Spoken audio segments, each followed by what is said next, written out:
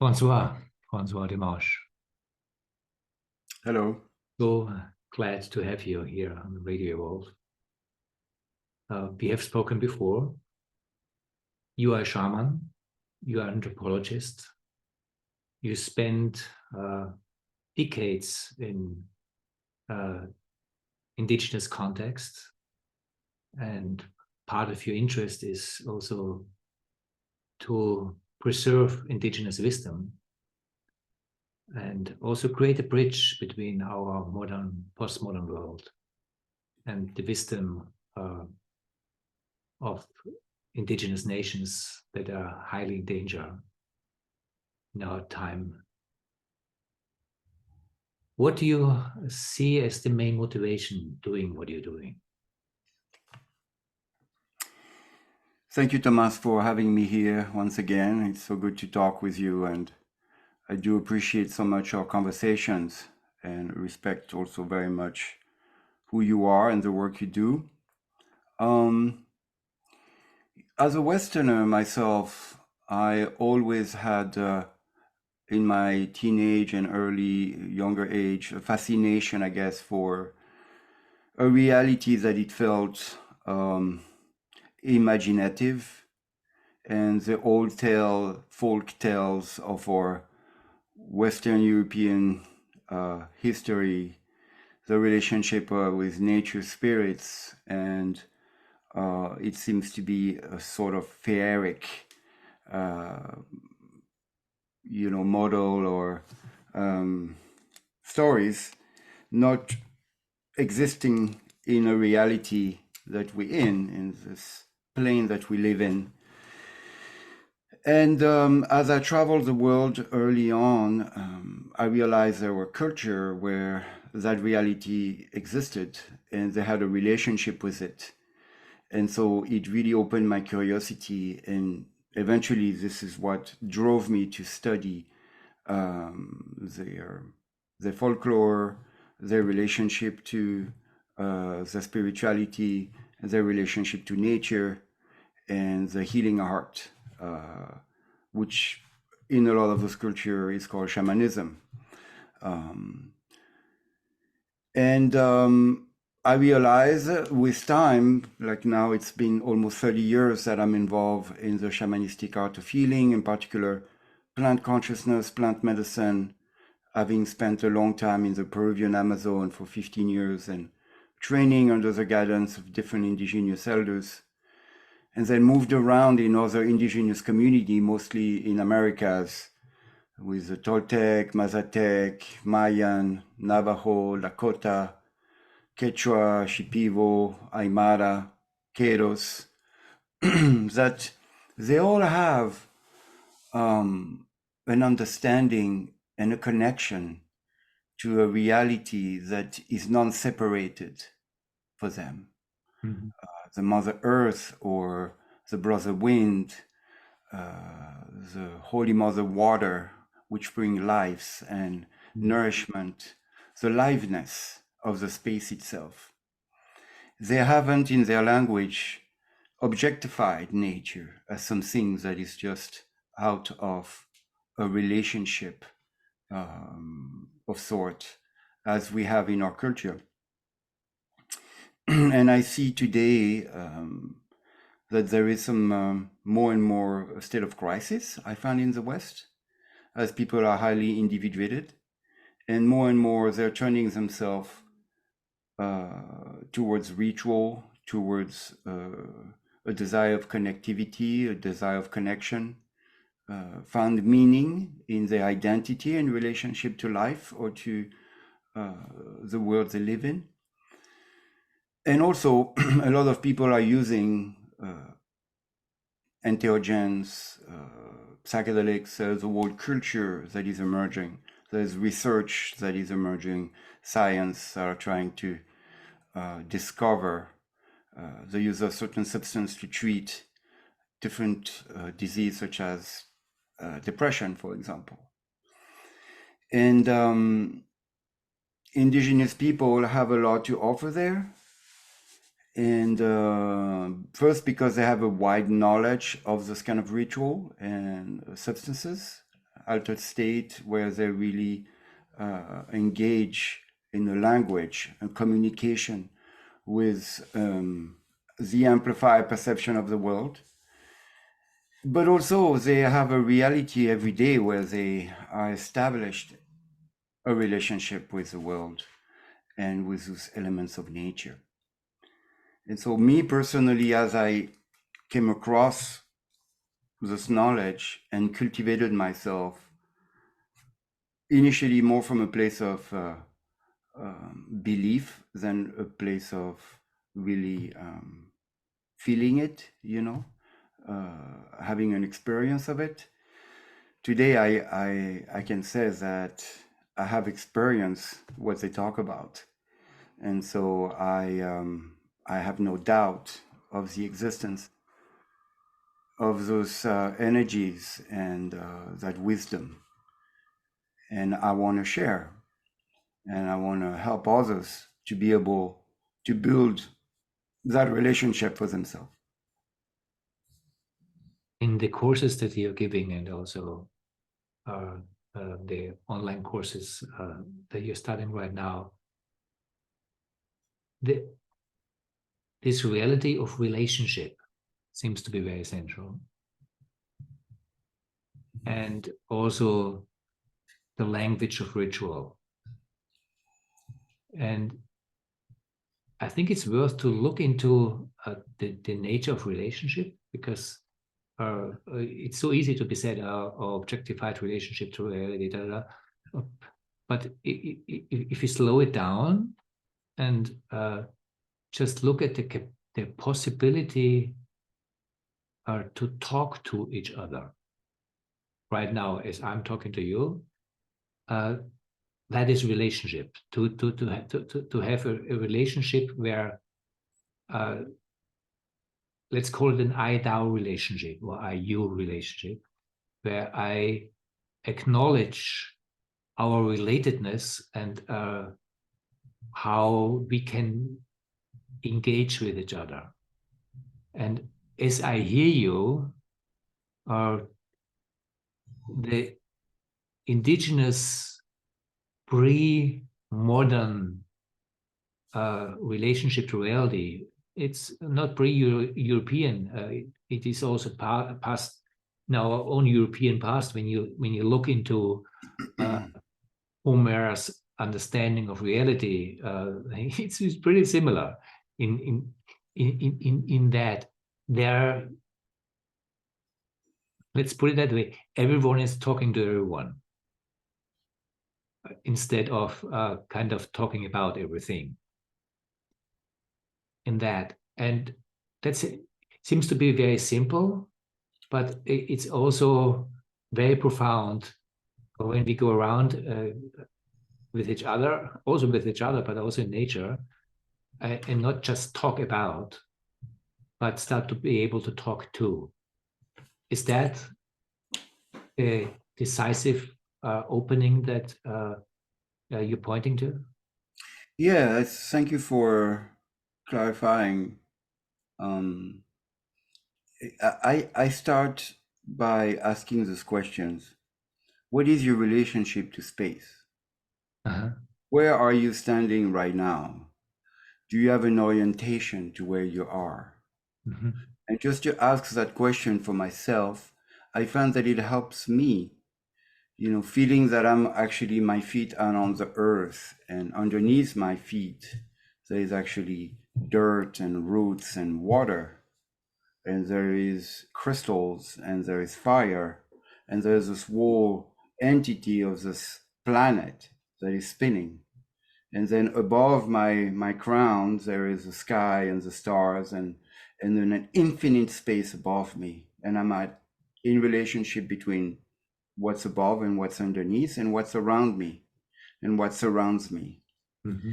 And as I keep, asking those questions and orient myself, I develop a listening to what's around. And so by listening, I can start to pay attention and build a different awareness of what's around me. And Indigenous people have kept that very much alive, this capacity of listening. And of course, they see that everything is energy and is alive and connected. And in a way, the liveness of the tree have their own language and express something somehow, somewhere. The water has its own language and express also a liveness, a presence that could be heard and could be acknowledged. Mm-hmm. And so the course, in a way, is an opportunity for us to remember how it used to be in our colonial, religion cultures. In Europe, we had all also, as my background is European, but everywhere, pre-postmodern, we had this capacity, or we were non-separated so much from our environment as sacred. And we have developed something else in our consciousness, which allowed, or perspective or individuation or positioning as we are today. So we can decide to engage and turning again towards this deep awareness and capacity of engaging from a different place. And this is what I want to encourage and teach people to do, and to discover how beautiful it is, how magical it is when you can be in a relationship with your environment. And from a place of deep listening and building your capacity of that deep listening.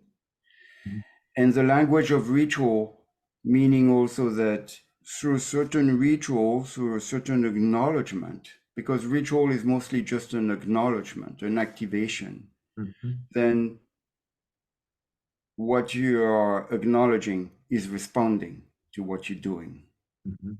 And then you feel that that acknowledgement in you, and it shifts your relationship also to space and to one another.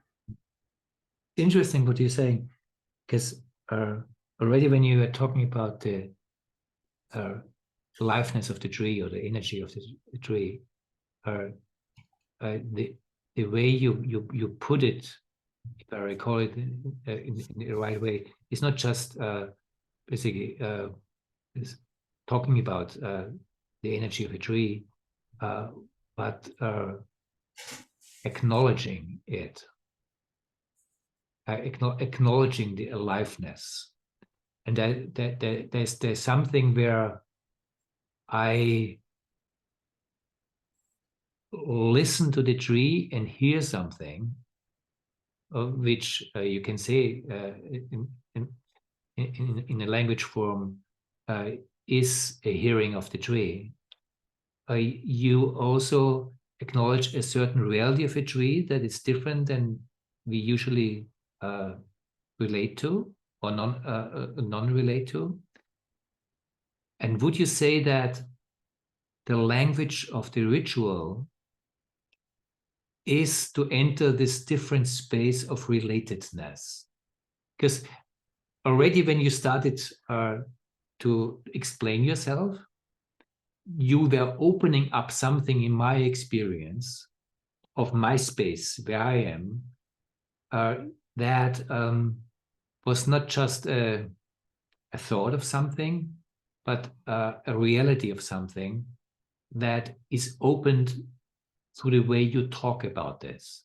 Is the language of ritual an initiation in a different perspective? What you're referring to makes me think of positioning. And just to keep towards that direction of the acknowledgement and the language of ritual. But a ritual, in a way, is just really turning yourself towards something with attention and intention, and to put energy towards that attention. You know, I can be in the park and walking, and trees are all around me, but it's not that I'm, oh my gosh, you know, everyone is alive, all the trees, and suddenly it kind of downs me, and it, you know, it doesn't work like that. Or that I want to listen, and then suddenly I can hear the trees talking, you know. It demands somehow to really engage yourself. You know, it demands an effort of sort. It demands really an attention and a care about wanting, being curious, and dedicating, you know, an energy towards wanting to communicate and acknowledging that life that is around. Mm-hmm. And as you're doing so, and as you're like keeping going towards that, then eventually that life that you're acknowledging is responding or is assimilating it. Mm-hmm. You know? And it's not necessarily something that comes from a place that we know and talks to us, you know, in the way that we are used to communicate in everyday life. Mm-hmm. But it also, as we are developing our capacity to engage, acknowledge, and bring our attention towards this activation, Mm-hmm. we need also to find a way to listen to the distinction and differentiation which allows us to feel that what we're doing has landed and is being acknowledged, and there is a response of sort. Mm-hmm. And it takes cultivation, and I feel that indigenous people have kept that wisdom alive, very much so. Today, a lot of people are turning towards that capacity that still exists. And in some cases, for example, in New Zealand, if I'm correct, some Tanhao have incorporated the Maori wisdom of including the river, the riverbed in the conversation about the town, river structure, and how to use the natural resources for the benefit of the population. Somehow, the consciousness of the river, the language of the river, the willingness of that river, if we may say, is included in the conversation. Mm-hmm. And the decision making, which I found it very beautiful. Mm-hmm. And so that acknowledgement, it starts there, you know. If you allow me to connect this with the park that you were mentioning kind of 5 minutes ago, and you opened up something there that still stays with me, just the way you express yourself, that it doesn't just happen like that. It's basically, I have to devote myself or orient myself. And the way you expressed it, I could see if I go to this park and it's time, and I don't know what time we are talking, and we are talking here minutes, hours, years, I have no idea, but it needs something that is built up in my relatedness and also in my openness, which means listening for something that I don't know to come back. So that is these two movements. One is I must call it devotion, and then there is also this listening, not knowing. And as I hear you, in the cultivation of that, something shows up.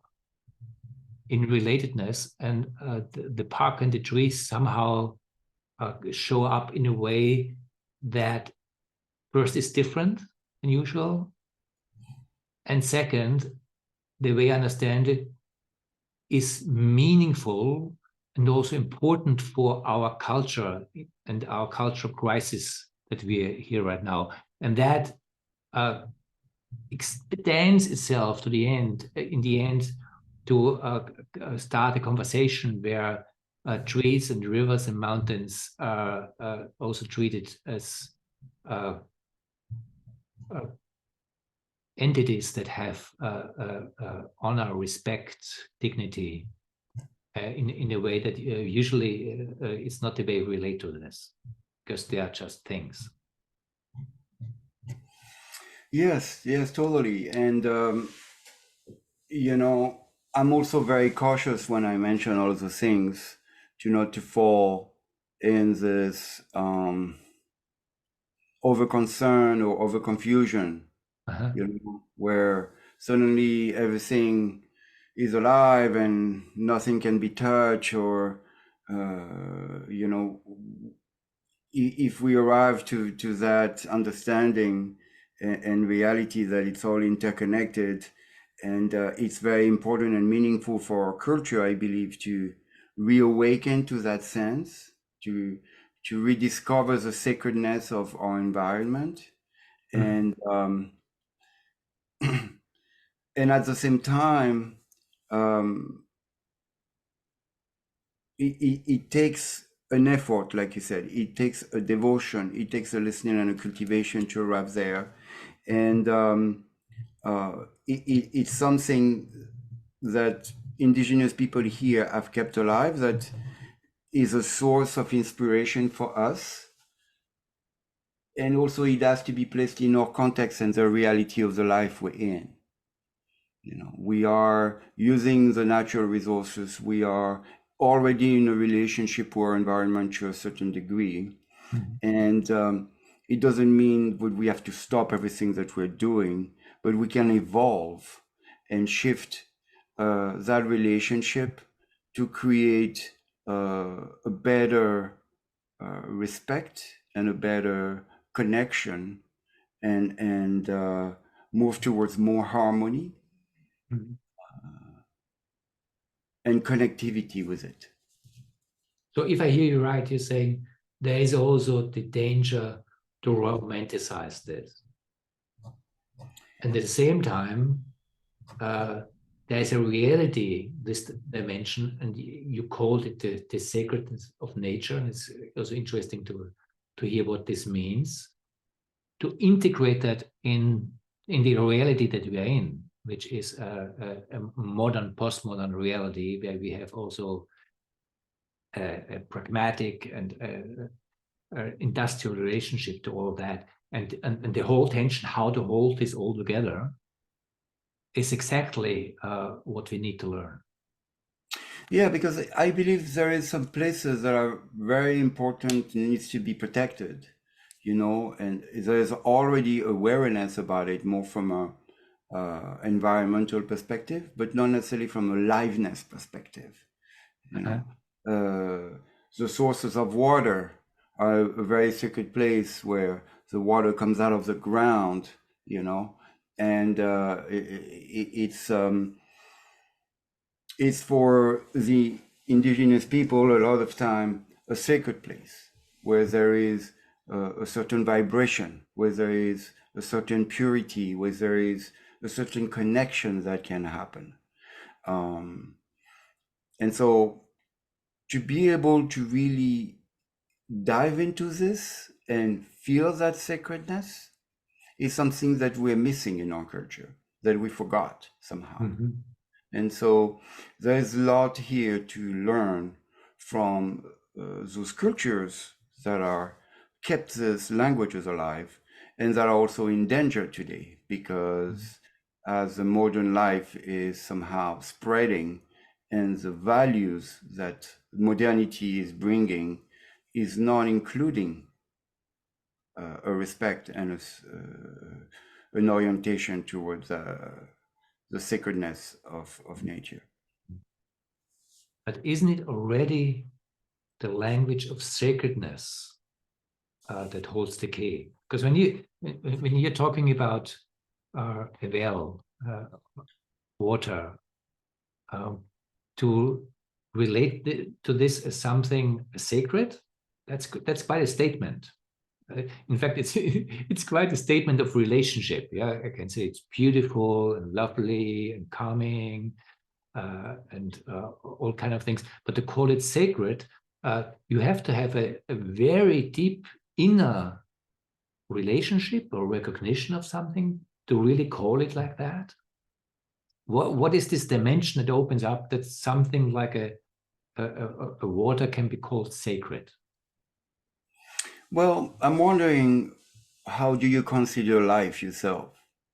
Do you find that life is sacred? And so water is life in a way. Mm-hmm. We all come from water as human beings. You know, we're kind of evolved as babies in the water bucket. Mm-hmm. You know? And then our body is made of water. And then water responds to prayer, or not to use necessarily this word, but just attention, care. Mm-hmm. And so imagine yourself talking to the water. Imagine that actually the water could hear your words.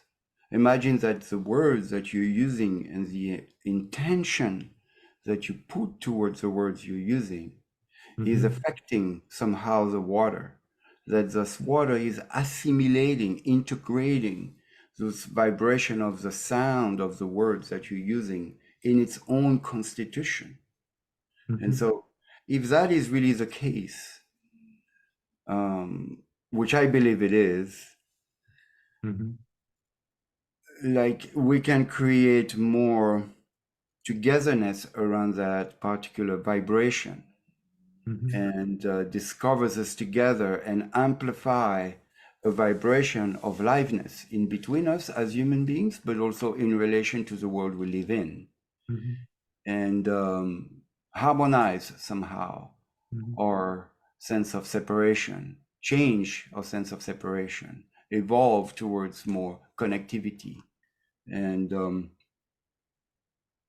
I believe we need that. I mean, in the way you asked this question, yeah, and to be honest, it has something unsettling, yeah. When you ask me in the way, so what's your relationship to life? Is it sacred? I feel inwardly called on, a little naked in that, because I can see in my place where I have to make a decision in how I relate to that, and or honor a recognition, however you want to put it. So that already is something very intimate, where there's a vulnerability which also can be uncomfortable. That's at least my experience. And then you relate this to the relationship between aliveness and what water stands for, and how water is related to this aliveness, and how water is related to me. And then you kind of, at least the way I hear you ask me to respond to that. And in the response to this, something is opening up that is relatedness. And just to follow these movements, what you basically were asking me, I see something opening up, which is maybe part of what a ritual relationship to power, nature, air, fire, earth may be, and that in itself puts me in a position of where all of a sudden I'm related to all of this, and I have to acknowledge that, and I have to somehow respond to this.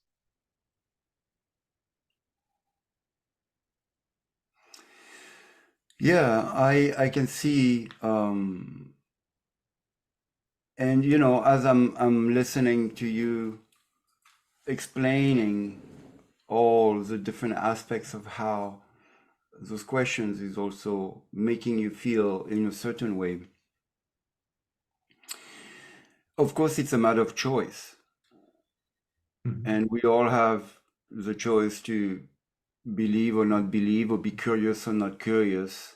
A lot of time is because we are in crisis that we're looking for a new solution elsewhere, or we're turning ourselves towards new horizon, you know. And so in a way, I thought about this course for different reasons. One is because I found the indigenous culture has a lot to offer and is a lot of time not valued.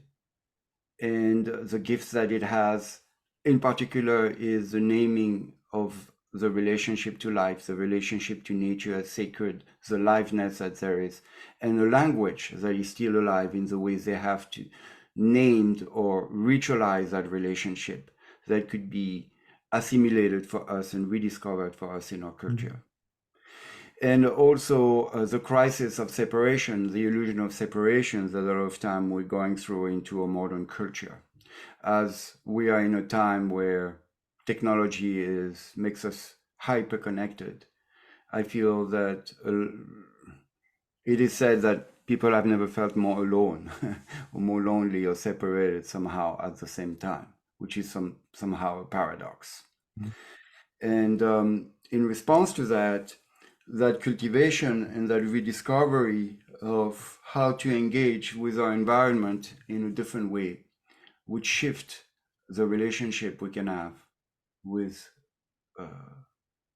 the places we live in. But it like you're saying, it takes something. And it makes me think, you know, of those martial arts movies that we see, those old Chinese martial art movies, when you see those guys flying on top of the bamboos, you know, and then they talk about the chi, they talk about the energy of the chi, you know. And I've also someone who's very fascinated by martial arts, and I've done a lot of martial arts over my life, but I've never been able to fly over bamboos, or at least not yet. And I'm wondering what it takes, or what it would take for me to be able to do that. Or is it just totally untrue? But there is, I believe, a certain level of dedication, a certain level of cultivation, and also to be open to the possibility that there is a reality as such. When I start to be participating in those ayahuasca ceremonies in Peru, and I sat with those elders, indigenous elders, and at the end of the ritual of the ceremony, they were telling us stories of what they see in people and what's going on with this person or what's going on with this person. I didn't have that experience at all as a participant and an apprentice. I had some visions, or I had an experience of sort, but I couldn't orient myself to see in particular something that I wanted to see. And they all were saying, you will see. You need to do this, and you need to go that way, and you need to keep cultivating yourself towards that goal. And you need to do more dietas, you need to, etc., etc. And I did. And eventually, I became capable of seeing in ceremonies, and I discovered the reality and the truth in their words through my own embodiment. And so somehow I feel I want to be that person for others. And I want to invite people to be curious about the potential that exists in engaging with the forces of nature, with the elements around us, and create a relationship beyond what we think we know, beyond somehow the formatting that we receive because of the culture we grew up with.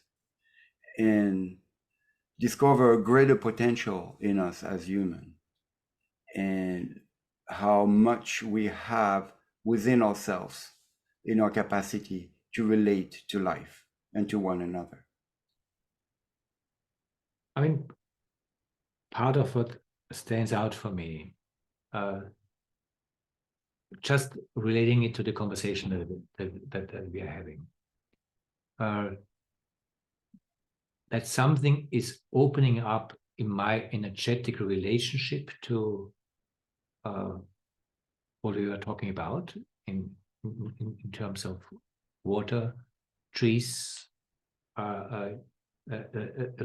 aliveness, that has not just a cognitive reality, but it has an energetic reality, and it's, let's put it, attractive. And of course, you can label it as a romantic relationship to that. But if I just let that be how it is, and just acknowledge the energetic reality, I have to admit that there is an energetic opening that is part of that. And when I hear your story about the elders in Peru and their capacity to see, it seems to me that this is just the opening that is happening in any little beginning, like a conversation like this, where you don't necessarily fly over bamboo, or let's say in some way you do fly over bamboo. It's just a language to express something that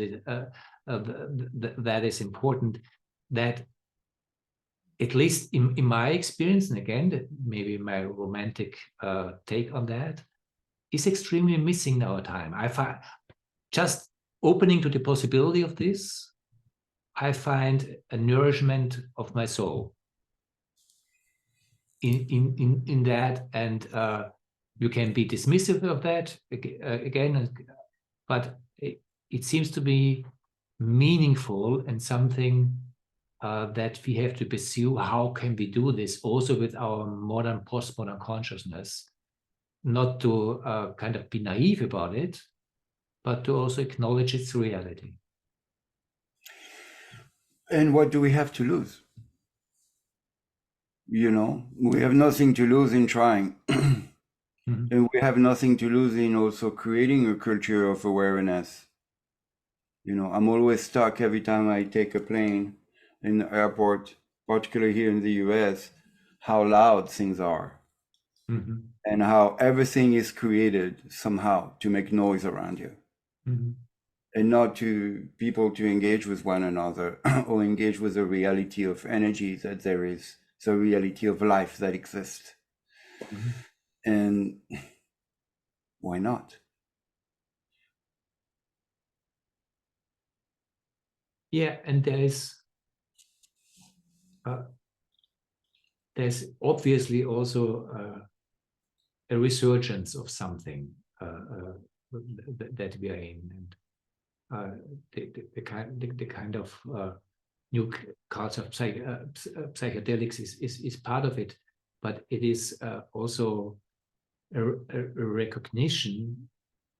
You may call it the lack of aliveness.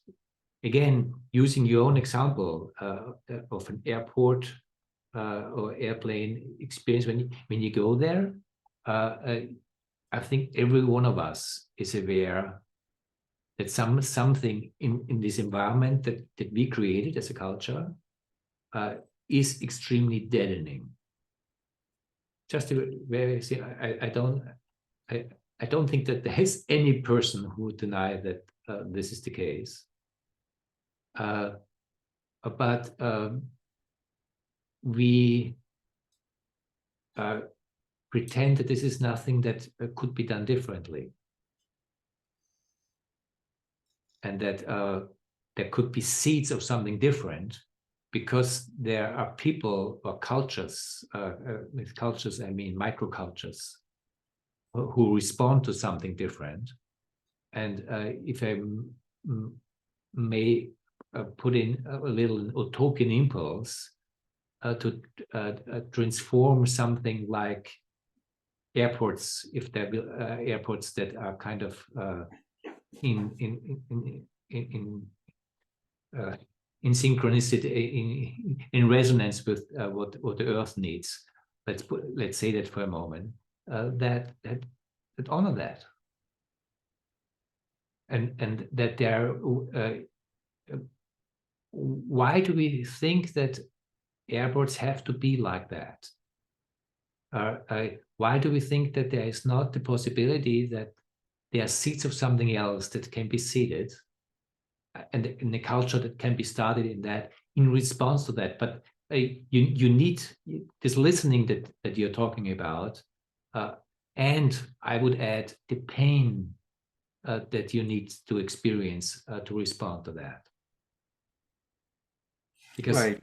there is also you have the maturity to experience the pain, because it's painful to respond to beauty. Yeah, it could be painful. It could be painful. As we also compare, I guess, a certain reality with another. And it could, at the same time, you talk about the beauty, and really, I think a lot also myself of the opportunity it is to meet people in that capacity, to meet one another in this discovery, to be with one another in this connectivity, and to land together in something that we're discovering together. And so the potential of that, you know, and I idealize a lot, maybe, but when I travel in an airport, a lot of time I would love to meet the people I'm traveling with, or seems everybody or everything has been created, so where everybody is kind of in their own personal space, which is fine. And you know, at the same time, I don't necessarily want every day to be in. I also want my personal space, but it's also interesting that there's not really a place in our culture that would offer this opportunity to be into something together, and naming the space we're in, or naming those different elements, so we could, if we wish to. You said something very interesting. At least it had a really strong impact on me. You made a difference between recognizing this and meeting each other in this. And there's something very powerful where it's not just a recognition of, but a meeting in. Well, when you and I or someone else, there's a recognition of a shared recognition that, and it may be very utopian, but that's the beginning of a different world. Totally. You know, I can be over there talking about something. Yeah. It's all in my head. Yeah. But if somehow you feel the same that I'm talking about, we both feel it at the same time, and on top of it, we're doing something that is allowing us to be feeling the same thing at the same time. That changes totally the reality of what we're doing and the meaning of what we're doing. And in that sense, to create places, opportunities for us to cultivate this together, and to learn. And with learning, I also mean a dimension of nature and indigenous brothers and sisters who still have cultivated that, but also between us, is something that really stands out for me as deeply important for our own healing, for the healing of the world. You see, it seems kind of a small thing just to meet in this. But this creating meeting places in this, I really feel is a seeding point that when I think about it, gives me a lot of hope.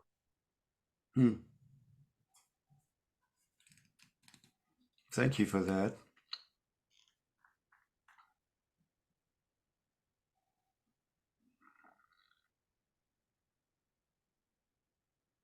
As we come also to the end of our time, I really appreciate this bridging that I experience as you attempt to do this, being who you are as a Frenchman in America, and being deeply connected with indigenous cultures, but mostly in the Americas. There is also something to hold this varieties of identities that we are, and bring us together in that. And yeah, I appreciate that. Well, it's a real honor to be in this with you and to share a little bit here of those words, and to be in this together and this life. And so, thank you.